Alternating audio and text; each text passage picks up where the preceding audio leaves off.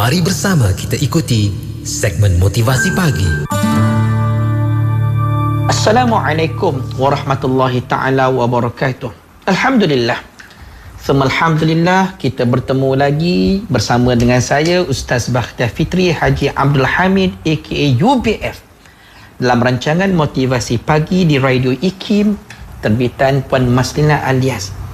Syukur kepada Allah, kita masih lagi dapat bernafas pada pagi ini. Allah panjangkan umur kita untuk kita sentiasa mengingati Allah Ta'ala, untuk kita meneruskan tanggungjawab kita di muka bumi ini.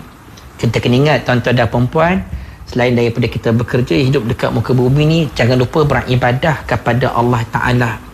Kita mengadu tentang kesusahan kita, kita mengadu tentang kesulitan kita, sedangkan kita lupa susah payah semuanya datang daripada Allah dan penyelesaiannya juga datang daripada Allah. Dengan sebab itu, nak tak nak, kita tak ada pilihan selain daripada usaha kena merayu minta daripada Allah. Ya Allah, aku mohon penyelesaian masalah aku, ya Allah. Tuan-tuan dan perempuan, dalam waktu yang sama memang kita tak ada pilihan, kena intimkan hubungan kita dengan Allah Ta'ala. Dan nak bermula bagaimana nak intimkan hubungan kita dengan Allah Ta'ala? Mulakan dengan solat.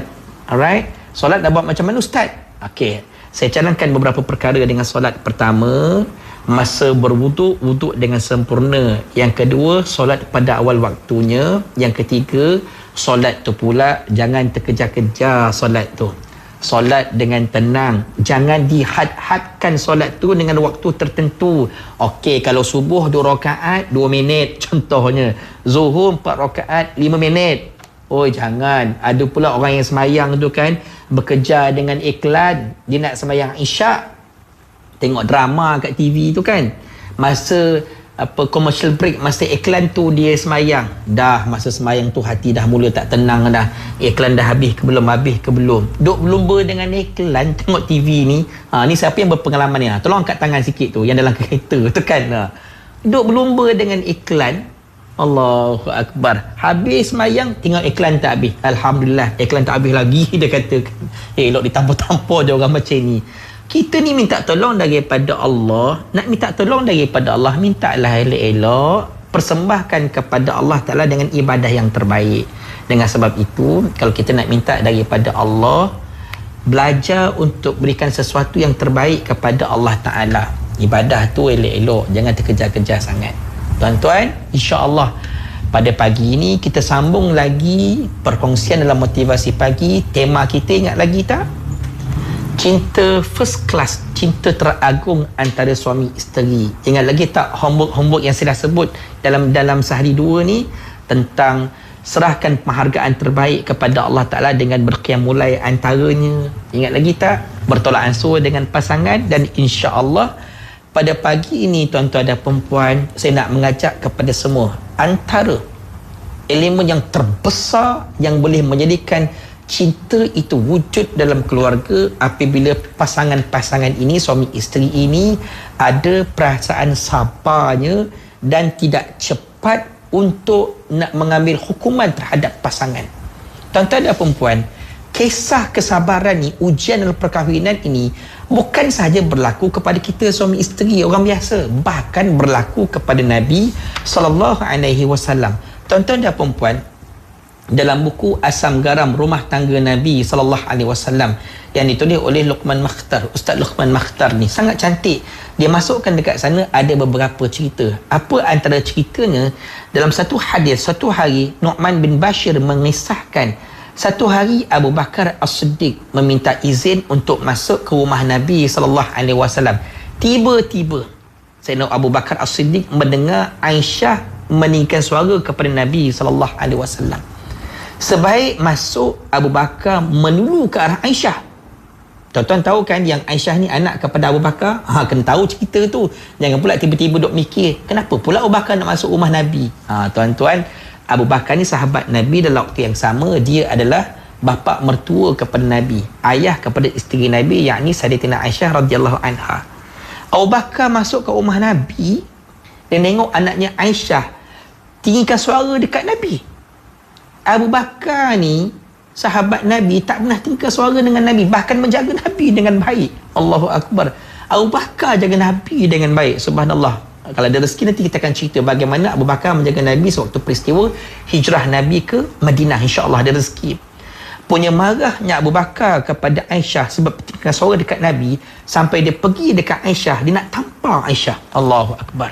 Hebat cara gini kan. Bapa mertua backup menantu tu, dia tak backup anak dia sendiri kan. Kalau kita dok nengok gitu kan, ni apa salah aku marah-marah, ni menantu aku ni buat apa ni sampai anakku marah-marah ni kan. Kita kalau boleh nak lebihkan dekat anak kita kan, anak yang kita lahirkan, anak yang kita besarkan, dah tentu kita nak backup dia. Tak, cerita ni bagaimana mertua backup menantu. Abu Bakar ini dia mempertahankan Nabi SAW. Kata Abu Bakar kepada anaknya Aisyah, maka apa kamu meninggikan suara terhadap Rasulullah? Kenapa buat gini ke Nabi? Dia kata. Nabi SAW bila nampak Aisyah marah-marah dan Abu Bakar melulu nak tampar kepada Aisyah, Nabi SAW cepat-cepat tahan Abu Bakar As-Siddiq. Allahu Akbar. Punya relax, tenangnya Nabi, sabarnya Nabi. Lalu beliau keluar dari rumah dalam keadaan marah. Tak kala beliau keluar, Nabi pun bersabda, nah, tengok bagaimana saya selamatkan kamu daripada lelaki ini. Allahu Akbar. Nabi SAW boleh sahaja Nabi lawan balik cakap Aisyah. Boleh saja Nabi berbalah dengan Aisyah. Nak marah-marah kenapa? Aku ni kan suami. Tuan-tuan, orang lelaki kita kena ingat, belajar kesabaran. Bagaimana Nabi SAW sangat sabar dengan isteri Nabi. Cumanya kita kena ingat ya, tuan-tuan dan perempuan, kemarahan Aisyah kepada suaminya takkan sama kemarahan isteri kepada suami pada hari ini. Aisyah itu ummahatul mukminin. Kadang-kadang Allah jadikan satu peristiwa kepada keluarga Nabi sebagai pendidikan kepada kita. Oh, adalah cerita Nabi pernah sabar dengan isteri Nabi. Oh, bagaimana kita belajar Nabi mendidik isteri Nabi. Allah Ta'ala datangkan cerita begini untuk kita belajar sebenarnya. Okey, isteri Nabi tetap juga ada kemuliaannya sebab dia adalah isteri kepada manusia yang sangat mulia. Ini pendidikan untuk kita. Nabi tidak terus ambil tindakan kepada Aisyah. Nabi biarkan saja Aisyah nak marah sampai dia tenang. Cumanya bapa mertuanya masuk, Abu Bakar As-Siddiq tu tadi. Tapi Nabi boleh pula, Nabi ni kata dekat pak mertua, sabar. Sepatutnya Nabi ni, kalau kita sebagai suami kita kata apa kan, eloklah pak, datang jugalah bapa time-time tu anak bapa tengah marah. Tengok sikit perangai anak bapa tu macam mana, dia kata kan. Bapa nak tampar je bapa, saya dah tak larat dah kalau kita gitu. Tapi Nabi tak. Nabi pula menenangkan Abu Bakar As-Siddiq. Abu Bakar dah balik, dah tenang. Nabi kata pula kepada Aisyah, tengok Aisyah, macam mana saya selamatkan awak. Kalau tak, dah kena penampar kau sebiji daripada bapa kau. Daripada kisah ini, tuan-tuan dan perempuan, lihat bagaimana kesabaran yang perlu ada kepada suami.